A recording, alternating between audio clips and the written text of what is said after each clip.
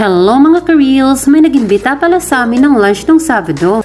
Birthday pala ni Bro Joel yan, yung naka-green, at pa-welcome din kay Bro Edu itong naka-white. At syempre, dahil Pinoy tayo, di talaga mawawala ang video case sa mga handaan.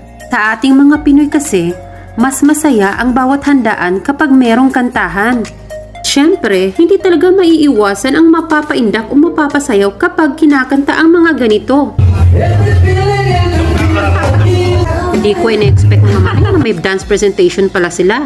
Ayan o, si Birdie Boy napapaindak din. Hindi sila nag-practice yan mga mare ha. On the spot dance presentation yan. Ano na lang kaya kung nakapag-practice sila? Pauwi na kami nito. Ayan si Mr. O, parang ayaw pa talaga niyang umuwi kasi nag-e-enjoy pa talaga siya sa kantahan.